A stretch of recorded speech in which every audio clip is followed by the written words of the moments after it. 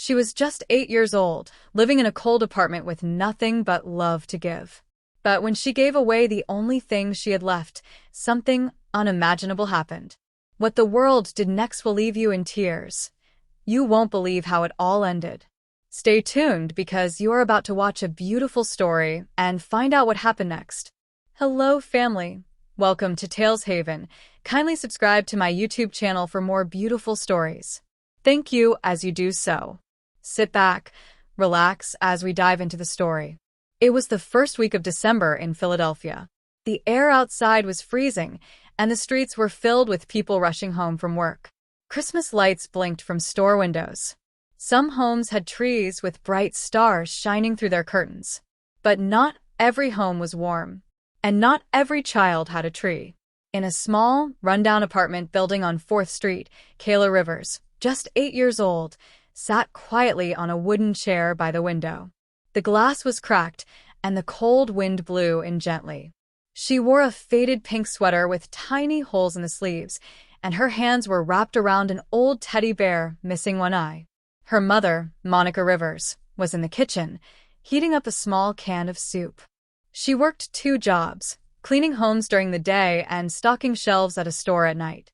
Life had not been easy for her since her husband left. But Monica never stopped trying. "Dinner is ready, sweetheart," Monica said with a tired smile. Kayla stood up, her thin frame showing under the oversized sweater. She walked to the table where 2 chipped bowls sat. Monica poured the soup evenly, even though there was barely enough for one person. Kayla looked at the half bowl in front of her and smiled. "Mommy, I'm not too hungry. You can have more." Monica looked at her daughter with soft eyes. She knew that Kayla was hungry. Her stomach had growled just minutes ago. But Kayla was always like this. Always thinking about others. Always putting her mom first. "No, baby," Monica said.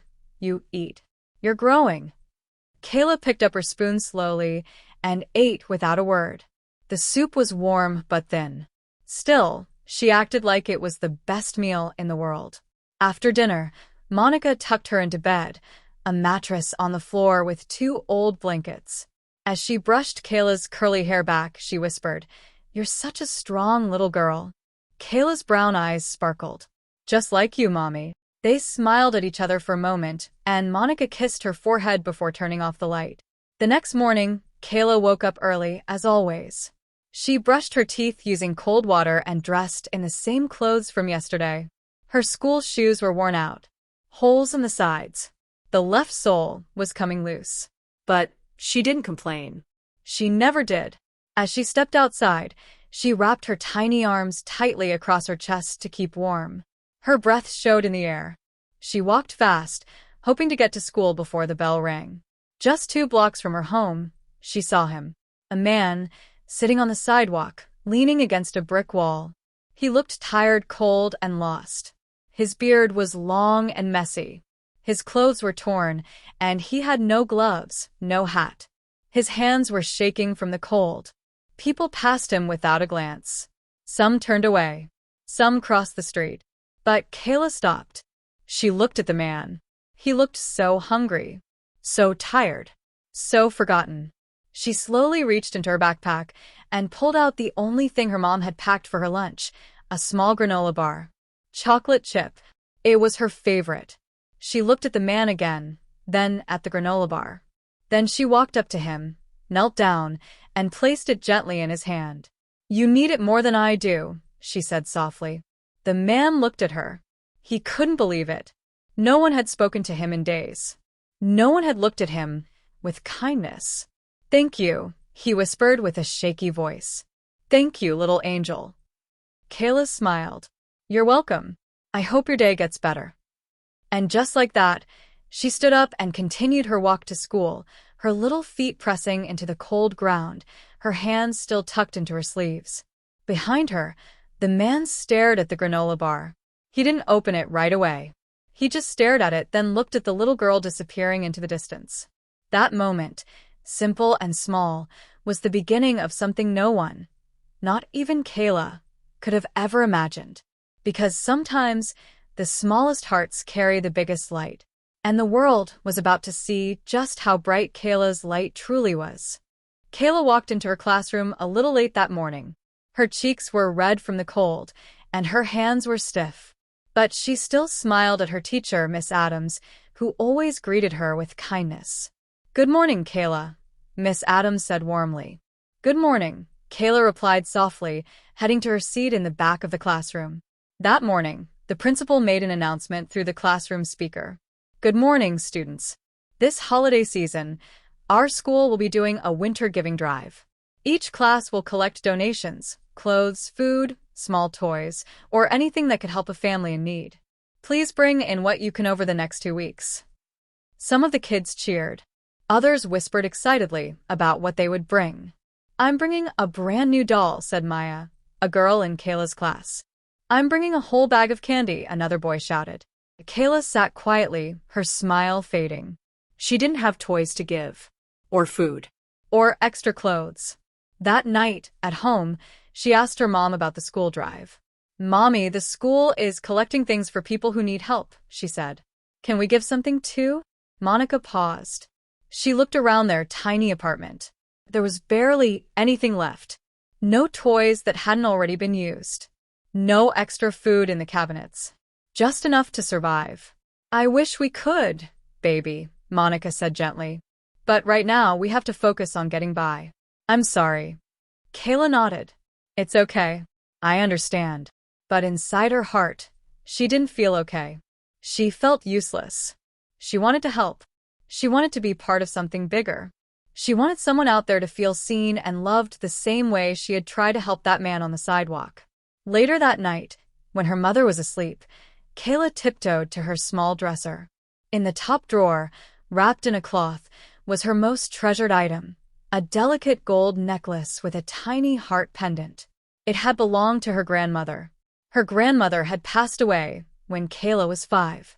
She barely remembered her voice, but she remembered how the necklace always sparkled when Grandma smiled. Before she died, she gave it to Kayla and said, "This is for you, my star. Wear it close and always give from the heart." Kayla unwrapped the necklace slowly, holding it in her small hands. The heart-shaped pendant felt heavy that night, not because of its size, but because of the love it carried. She stood there for a long time, thinking. Then she walked to her school backpack and tucked the necklace carefully into a small piece of tissue paper. She folded it again and again, then slipped it into the front pocket of her bag. The next day at school, the donation box sat near the front of the classroom. It was filling up quickly with toys, books, and even warm mittens. Kayla waited until no one was looking. During recess, while the classroom was empty, she tiptoed to the box. Her hands trembled. She opened her backpack, pulled out the tissue-wrapped necklace, and placed it gently inside. She looked at it one last time, then whispered, "Please go to someone who really needs to feel loved." She had also written a note, a small piece of lined paper, folded neatly. "This necklace was from my grandma. It's the only special thing I have. But I think someone else might need it more than me. Please let them have it. Love, Kayla." She taped the note to the inside of the tissue paper, then closed the donation box. No one saw her. She returned to her seat quietly and acted like everything was normal. But her heart felt lighter. That evening, Miss Adams stayed late in the classroom, sorting the donation items. She smiled as she picked up dolls, stuffed toys, and scarves. Then her fingers touched the tissue-wrapped object. She opened it slowly and gasped. Inside was the gold necklace, delicate, old, and clearly meaningful. Her eyes moved to the folded note, and as she read it, her hand flew to her mouth. Tears welled up in her eyes. She looked around the classroom, but no name was signed. Only Kayla. It didn't take long for her to recognize the handwriting. She had seen it on homework and classwork for months. She knew Kayla's small, careful letters by heart. Miss Adams didn't say a word to Kayla the next day, but she took the note to the principal. Then they called the school counselor. Then they contacted the local news. Something had touched their hearts deeply. They weren't going to let it go unnoticed.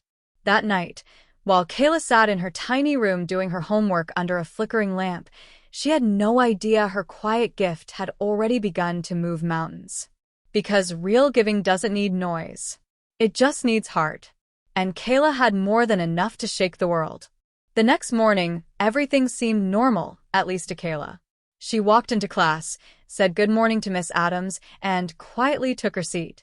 She had no idea that while she worked on her spelling test, her story was already spreading through the town.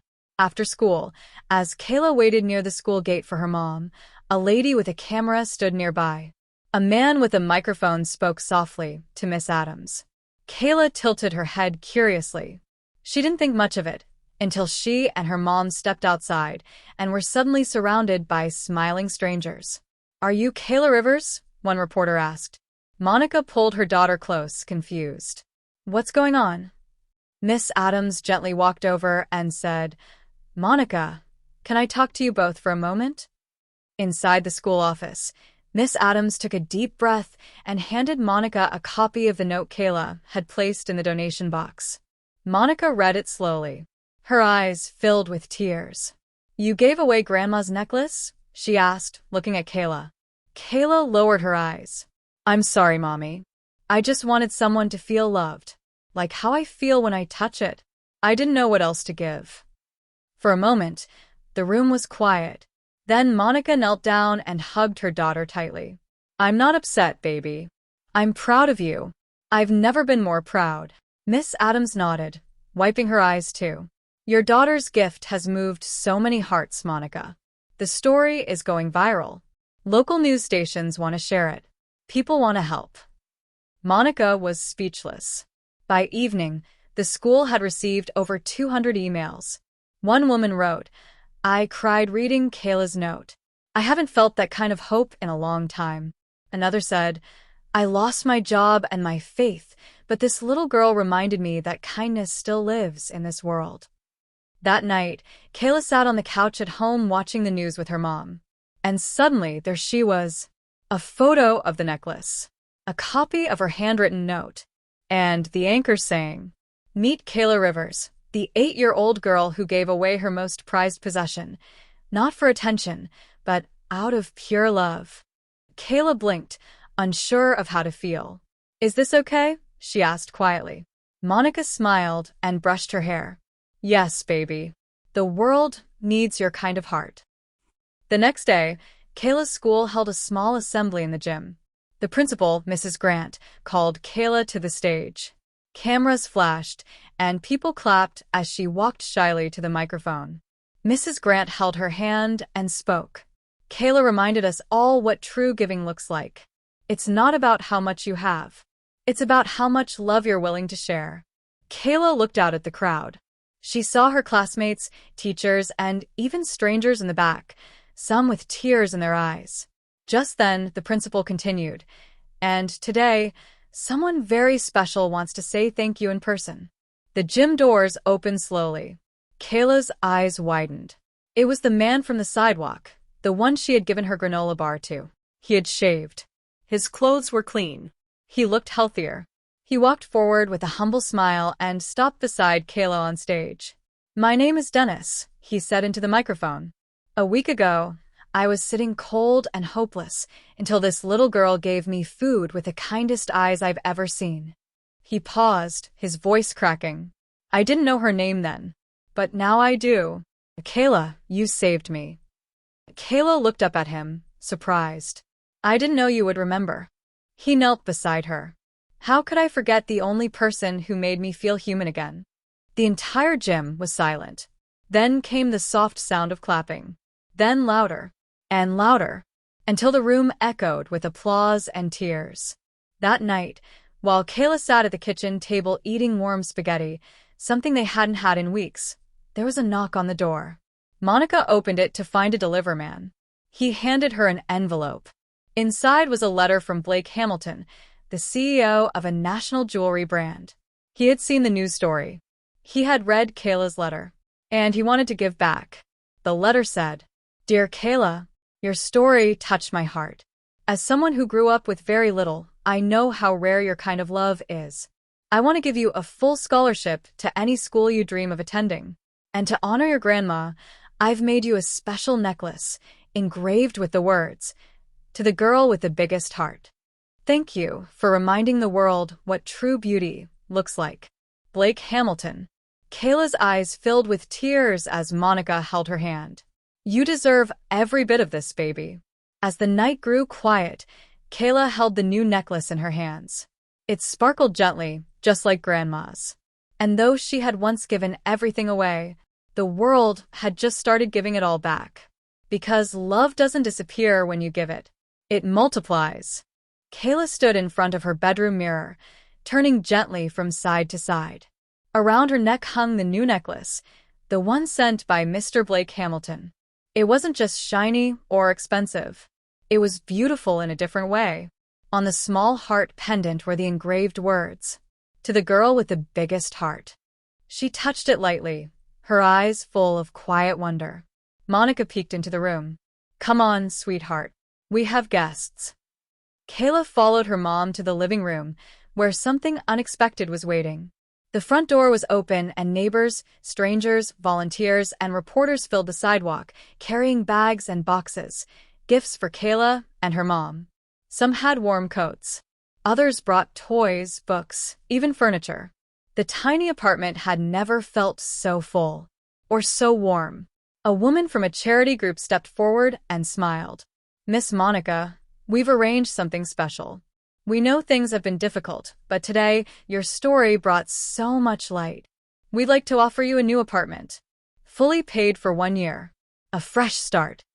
Monica's hand flew to her mouth. She was too stunned to speak. Kayla looked up at her mother. "Mommy, does this mean we don't have to sleep on the floor anymore?" Monica pulled her daughter into her arms. "No, baby. We won't." Tears rolled down her cheeks. A week later, they moved into a new apartment. It was on the second floor, with a working heater, clean windows, and a small Christmas tree already set up in the corner. For the first time in a long while, Kayla had her own bed, her own pillow, a warm comforter that smelled like lavender. The world had given back everything she had given away and more. But the story didn't end there. One morning, just days before Christmas, there was another knock on their door. Kayla opened it carefully and gasped. Standing there was Mr. Dennis, the man from the sidewalk. Only now, he looked different.